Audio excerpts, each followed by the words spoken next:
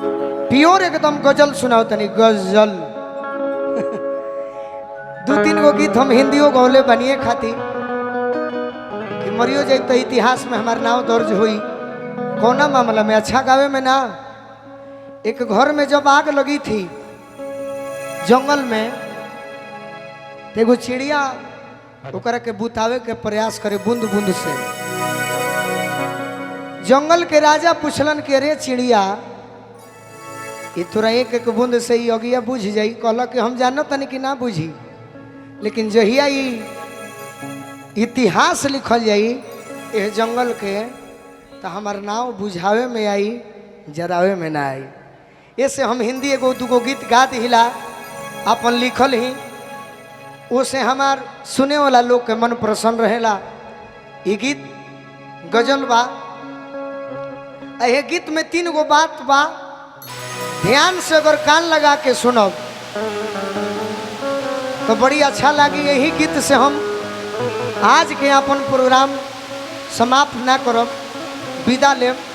सुने के मन हुई तो और गीत बढ़ा दे। बाकी एगो गीत हमार जितने लोग जुटल बानी सुन ली, उम्मीद बा कि पसंद आई।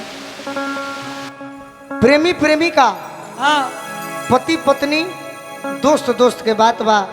अंत में मतारी और पुत्र के बात बा। पहला बात,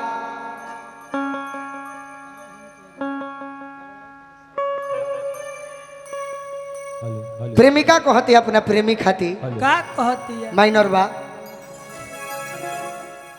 अरे भैया सुर दो ना माइनर।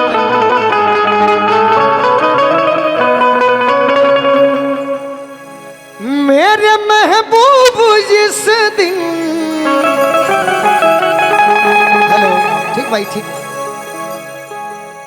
मेरे महबूब जिस दिन से रूठे हो तुम,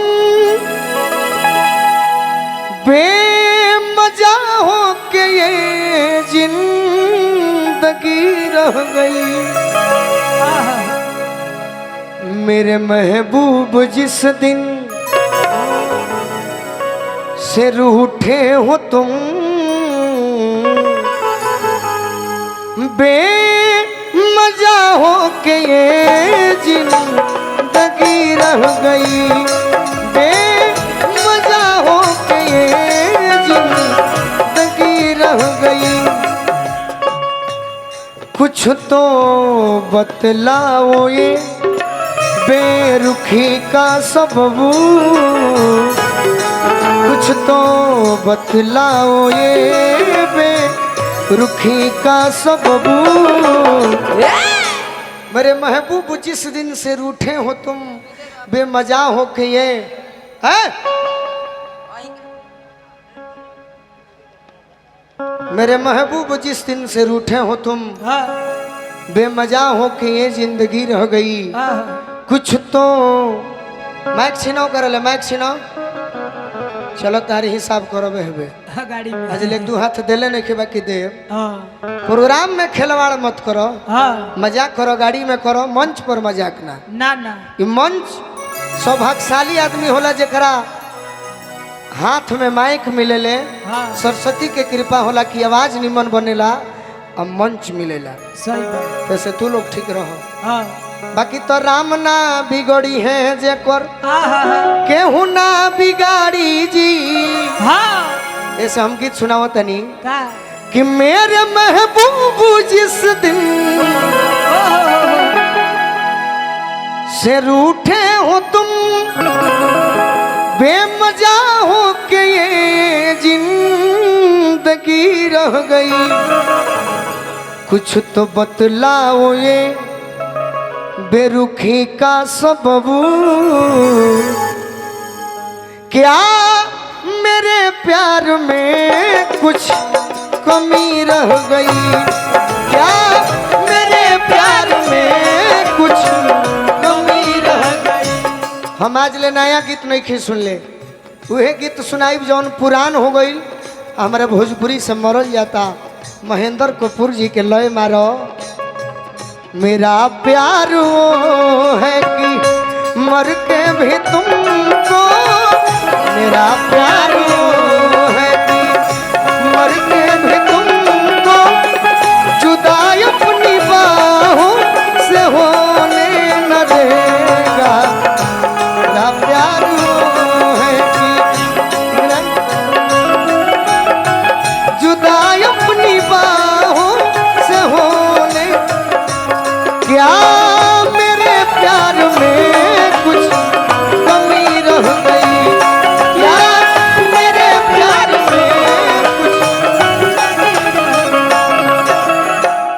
शब्द सुन ली।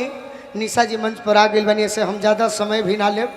छन छन पांडे जी, भोलू पांडे जी आशीर्वाद दिले बनी। ये प्रेमिका कहो तरी कि मेरे महबूब जिस दिन से रूठे हो तुम, बेमजा हो कि ये जिंदगी रह गई, कुछ तो बतलाओ ये बेरुखी का सबब, क्या मेरे प्यार में कुछ कमी रह गई।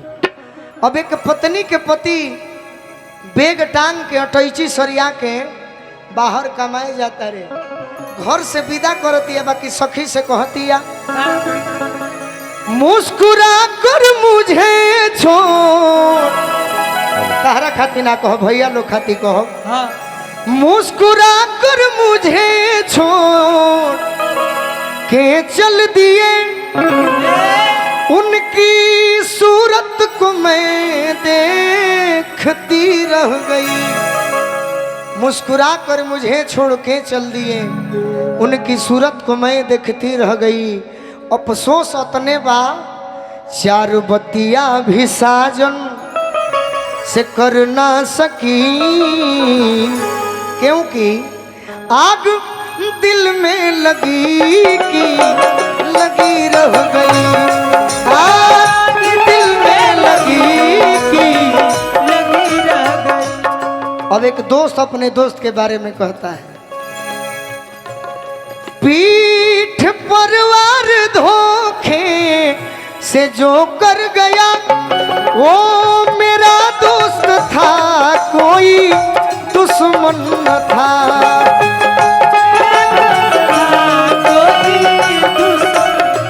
पीठ पर वार धोखे से जो कर गया, अरे वो मेरा ही दोस्त था, कोई दुश्मन न था।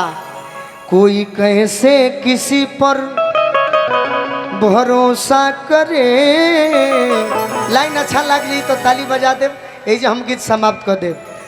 पीठ पर वार धोखे, खाली गोलू राजा यूट्यूब वाला भाई बाउरे चढ़ाई बोलो कि निमनो चढ़ाई बोलो। पीठ पर वार धोखे से जो कर गया वो मेरा दोस्त था, कोई दुश्मन न था। आज कोई कैसे किसी पर भरोसा करे,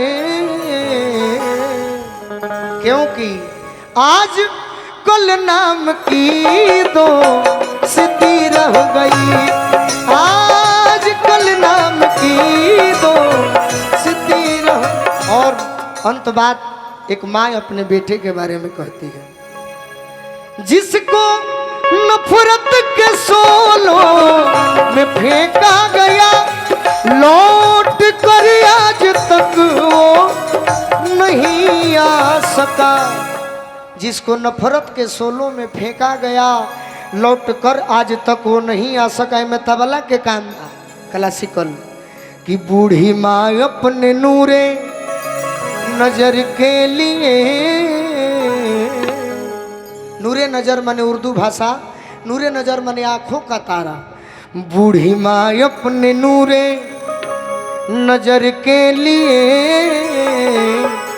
उम्र भर रास्ता देखती रह गई, उम्र भर रास्ता देखती रह गई, उम्र भर रास्ता देखती रह गई। धन्यवाद। अंगद भैया आए, अंगद भैया के ने बने दो शब्द कहो के निशा जी के बुलाए।